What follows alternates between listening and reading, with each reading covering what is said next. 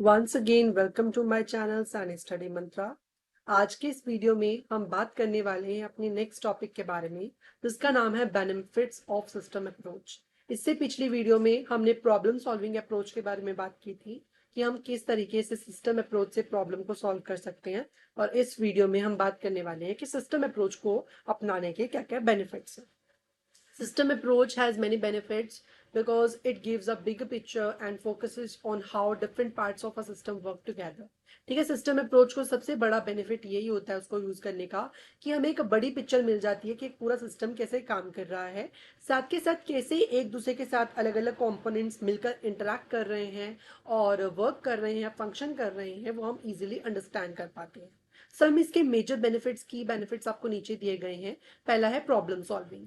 It solves the problems by looking at all the parts of a system and how they connected and creating a better solution। मतलब कि problems को solve करने के लिए हम system approach का बहुत ही इफेक्टिव वे से यूज कर सकते हैं। ये प्रॉब्लम्स के जो है अच्छे से देखता है कि कौन कौन से पार्ट्स जो हैं सिस्टम में प्रॉब्लम में इन्वॉल्व थे और किस तरीके से वो एक दूसरे के साथ कनेक्टेड थे, उनके अंदर क्या क्या सॉल्यूशंस बनाए जा सकते हैं, उस चीज की प्रॉब्लम सॉल्विंग के लिए हमें हेल्प करता है हमारा सिस्टम अप्रोच। तो इसका ये मेजर बेनिफिट है।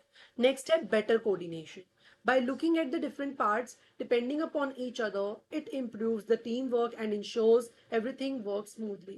मतलब कि कोऑर्डिनेशन जो है वो इम्प्रूव होता है सिस्टम अप्रोच की वजह से। अगर हम सिस्टम अप्रोच को फॉलो करते हैं तो हम इजीली अंडरस्टैंड कर पाते हैं कि कैसे एक दूसरे के साथ कंपोनेंट्स इंटरैक्ट कर रहे हैं, वर्क कर रहे हैं, जिससे कि फंक्शन स्मूथली होता है।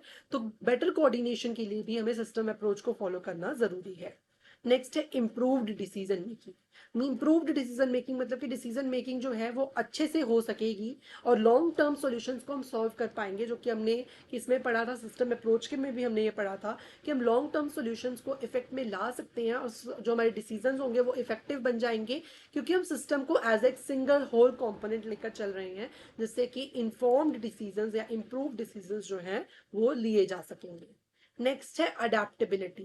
अडेप्टेबिलिटी का मतलब क्या होता है कि सिस्टम जो है वो काफी फ्लेक्सिबल बन जाता है और इन्वायरमेंट के अकॉर्डिंग अपने आप को अडेप्ट कर लेता है, फीडबैक के अकॉर्डिंग अपने आप को इम्प्रूव करता है। So over the time systems improve होते हैं। सो सिस्टम अप्रोच का फॉलो करने का यही फायदा होता है कि सिस्टम अप्रोच जो होती है वो काफी अडेप्टेबल होती है।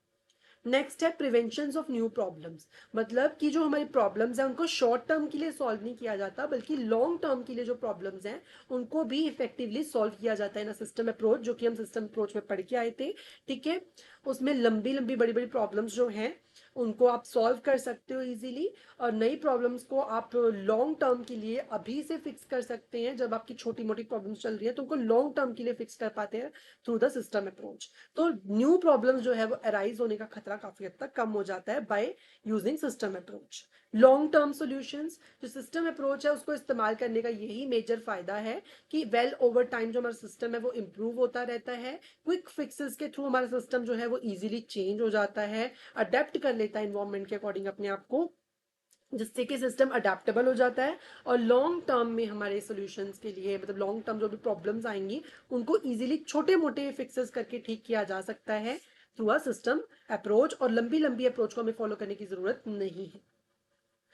ठीक है, इस वीडियो में इतना ही। अगर आपको वीडियो अच्छी लगी हो वीडियो को लाइक करें, चैनल को सब्सक्राइब करें। Thank you so much for watching.